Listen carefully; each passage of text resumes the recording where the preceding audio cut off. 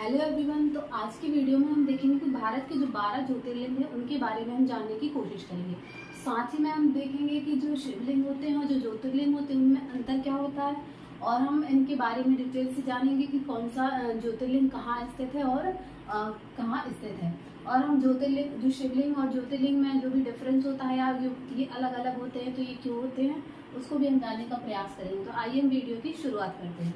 तो भारत के 12 ज्योतिर्लिंग, तो भारत में ज्योतिर्लिंग है जिनकी कुल संख्या 12 है जो विभिन्न राज्यों में स्थापित है। तो हिंदू मतलब एक वो है कि हिंदुओं में पुराणों के अनुसार जहाँ भगवान शिव जी जहाँ प्रकट हुए उन 12 स्थानों पर उन शिवलिंग को ही ज्योतिर्लिंग के रूप में पूजा जाता है। अब हम जानते हैं कि शिवलिंग और ज्योतिर्लिंग में क्या अंतर होता है। तो जो शिवलिंग होते हैं वो मानव द्वारा स्थापित होते हैं और उनमें से कुछ मानव द्वारा निर्मित होते हैं तो कुछ उनमें से स्वयंभू होते हैं और उनको फिर बाद में मंदिरों में स्थापित कर दिया जाता है। लेकिन जो ज्योतिर्लिंग होते हैं वह शिव का भगवान शिव का स्वयंभू अवतार होते हैं। मतलब जहाँ शिव जी प्रकट हुए थे या जहाँ उन्हें दर्शन दिए थे वहाँ वहीं की जो शिवलिंग थी उसको ज्योतिर्लिंग के रूप में पूजा जाने लगा, तो ये कहलाते हैं ज्योतिर्लिंग। तो भारत में कुल 12 ज्योतिर्लिंग हैं और एक कथा भी प्रचलित है जिसमें कहा गया है कि जो नर और नारायण नामक के 2 ऋषि हुआ करते थे जिन्हें भगवान विष्णु का अवतार माना जाता था। उन्होंने भगवान शिव की कठिन तपस्या की और इससे प्रसन्न होकर भगवान शिव ने उनको दर्शन दिए और भगवान शिव जी ने कहा कि नर और नारायण को मतलब जो नर और नारायण नामक जो ऋषि थे उनको वचन दिया कि जो ज्योतिर्लिंग के रूप में वास करेंगे भगवान शिव जी और उन्हीं स्थानों पर ज्योतिर्लिंगों की स्थापना की जाएगी। तो ये कथा थी जो प्रचलित है। तो 12 ज्योतिर्लिंग में से जो पहला ज्योतिर्लिंग है वो है सोमनाथ में। पहला ज्योतिर्लिंग सोमनाथ में है। सोमनाथ कहाँ है? सोमनाथ है गुजरात में। गुजरात के प्रभास नामक एक जिला है, वहाँ ये ज्योतिर्लिंग है सोमनाथ। और ये भी कहा जाता है कि जो सोमनाथ का जो मंदिर है वहाँ लगभग 1000 साल में लगभग 6 बार आक्रमण हुआ और मतलब 6 बार उस मंदिर को ध्वस्त कर दिया गया और फिर उसे उसका पुनर्निर्माण किया गया। दूसरे नंबर का जो ज्योतिर्लिंग आता है वो है महाकालेश्वर। जो महाकालेश्वर ज्योतिर्लिंग है यह है मध्य प्रदेश में है। ये मध्य प्रदेश के यह उज्जैन में है। क्षिप्रा नदी के तट पर ये विराजमान है महाकालेश्वर ज्योतिर्लिंग। तीसरे नंबर पर आता है मल्लिकार्जुन ज्योतिर्लिंग। ये जो है ये आंध्र प्रदेश में है। आंध्र प्रदेश की कृष्णा नदी के तट पर श्रीशैल नामक पर्वत पर ये ज्योतिर्लिंग विराजमान है और जो श्रीशैल पर्वत है उसे दक्षिण का कैलाश भी बोला जाता है, दक्षिण का कैलाश। नेक्स्ट जो ज्योतिर्लिंग है वो है ओमकारेश्वर।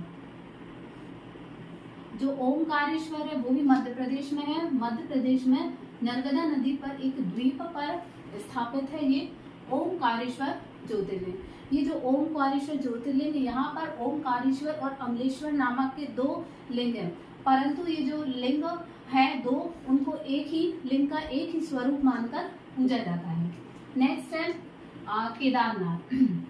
केदारनाथ शिवलिंग है जो मतलब ज्योतिर्लिंग है, यह है उत्तराखंड के केदार नामक पर्वत पर ये केदारनाथ स्थापित है ज्योतिर्लिंग के रूप में। नेक्स्ट आता है भीमाशंकर। भीमाशंकर ये जो है ये महाराष्ट्र में है।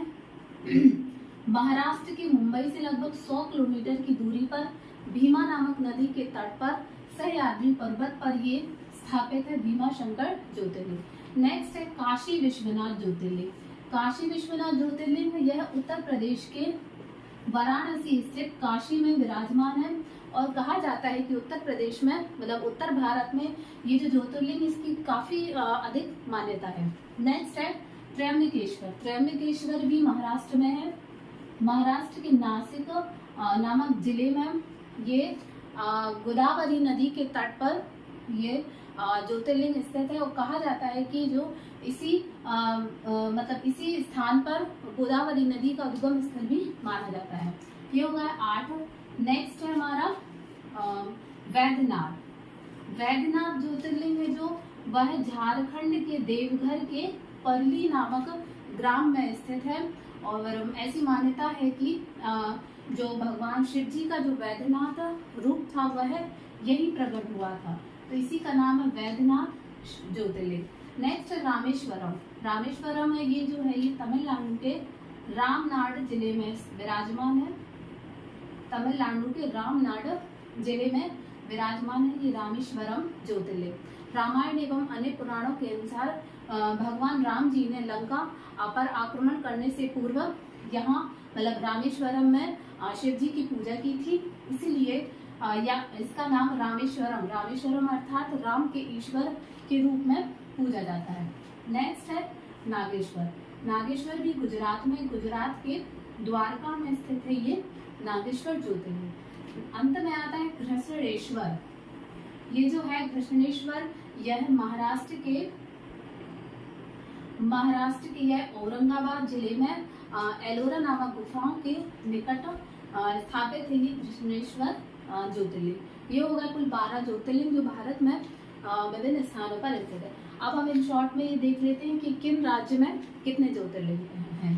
तो सबसे ज्यादा ज्योतिर्लिंग है 3 महाराष्ट्र में है। 3 महाराष्ट्र में कौन कौन से हैं?